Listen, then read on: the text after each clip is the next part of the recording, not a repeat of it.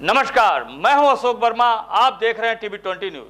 अपने अपने क्षेत्रों की खबरों को देखने के लिए बने रहिए हमारे साथ। अब नजर करते हैं खबरों की तरफ। ये क्या है पूरा मामला?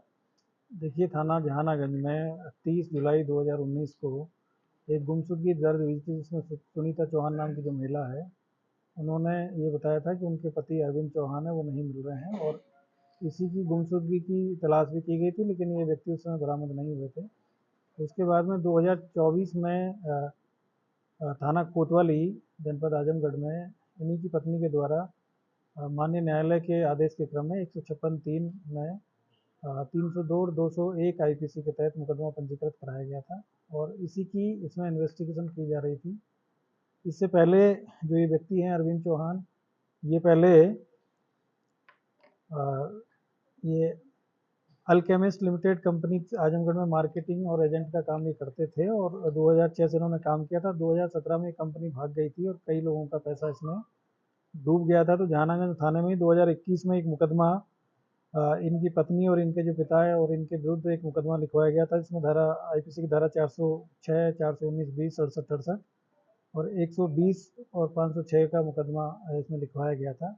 उसमें इनकी पत्नी और जो इनके पिताजी और ये बातचीत चल रहे थे, लेकिन चूंकि इनकी जानकारी नहीं मिल रही थी और उससे पहले ही जैसे ये भागे थे यहाँ से, तो इनकी पत्नी ने इसमें गुमशुदगी दर्ज करा दी थी जहानागंज थाने में। और उसके बाद में इन लोगों ने प्लान करके 156(3) के तहत आईपीसी 302 और 201 के तहत थाना कोतवाली में 2024 में फिर इनकी गुमशुदगी और हत्या का मुकदमा इन्होंने इसमें लिखवाया था। इसी की पुलिस जांच कर रही थी और जांच में आज इनको गिरफ्तार किया गया है। और ये लखनऊ में ऑटो रिक्शा वहाँ पे चलाते थे और तभी से जैसे ये जो कंपनी भाग गई थी, जो मार्केटिंग कंपनी 2017 से, तो 2019 में जो लोगों ने इनके ऊपर प्रेशर बनाया तो ये लोग यहाँ से ये भाग गए थे और तब से लगातार अपनी पत्नी के संपर्क में रहते थे, व्हाट्सएप से और तमाम उससे कॉल करते रहते थे और बीच बीच में इनका मिलना जुलना भी होता रहता था। और जो जहानागंज थाने में जो 2021 में मुकदमा लिखवाया गया था, उसमें इनकी गिरफ्तारी ना हो और बाकी अन्य जो विधिक कार्रवाई इनके विरुद्ध ना हो, इसी से डिफेंस लेते हुए इन लोगों ने 156(3) का दुरुपयोग करते हुए मुकदमा लिखवाया। और क्योंकि इनकी मुझे जानकारी नहीं मिल पा रही थी, तो इसमें माननीय न्यायालय के द्वारा भी इसमें मुकदमा का आदेश किया गया, मुकदमा इसमें पंजीकृत भी किया गया। और इनकी जब इन्वेस्टिगेशन की गई तो इनकी जानकारी मिली कि ये लखनऊ में रह रहे हैं और आज इनको गिरफ्तार किया गया है। और उसमें जो पूर्व का जो मुकदमा है उसमें भी इनको इसमें वांछित थे, तो उसमें इनकी गिरफ्तारी की गई है। बाकी जो ये मुकदमा इन्होंने फर्जी लिखवाया गया है, तो इसमें जो जालसाजी की जो धारा है उनको बढ़ोतरी करते हुए और इनकी इसमें गिरफ्तारी की जा रही है और आगे की इसमें विधिक कार्रवाई की जा रही है। सर, इस पूरे मामले में ऐसा कारण क्या रहा कि इनको गुमशुदगी लिखवानी पड़ी या फिर पत्नी को 302 लिखवाना पड़ा? इसके पीछे का लॉजिक क्या है? क्योंकि मैंने आपको बताया कि 2006 से अल्केमिस्ट ये मार्केटिंग और जो एजेंसी थी यहाँ पे काम कर रही थी, पहले 2017 तक इस मार्केटिंग एजेंसी ने यहाँ काम किया था और उसमें कई सैकड़ों लोगों के जो पैसा था वो लेकर भाग गई थी कंपनी 2017 में।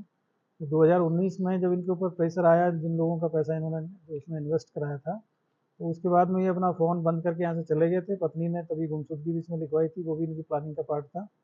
और जब इनके विरुद्ध 2021 में जो मुकदमा लिख गया, तो उससे बचने के लिए उन्होंने 2024 में फिर 156(3) के तहत मुकदमा लिखवा के और अपना जो जो डिफेंस लेकर कि जिससे कि आगे ये मिलेंगे तो है नहीं और फिर इनके खिलाफ कोई कार्रवाई नहीं होगी, पत्नी और जो इनके ससुर हैं उनके खिलाफ भी कार्रवाई नहीं होगी, तो उसी को लेकर इन्होंने पूरी प्लानिंग के तहत ये सारी चीज़ें की थी। तो इसमें सभी इनके खिलाफ में जो भी साक्ष्य है, साक्ष्य के आधार पर आगे इसमें जो इन्होंने जो मुकदमा लिखवाया उसमें और जो पूर्व में इनके विरुद्ध जो मुकदमा पंजीकृत किया गया है, दोनों में जो धाराओं की बढ़ोतरी करते हुए उनकी गिरफ्तारी इसमें की जाए।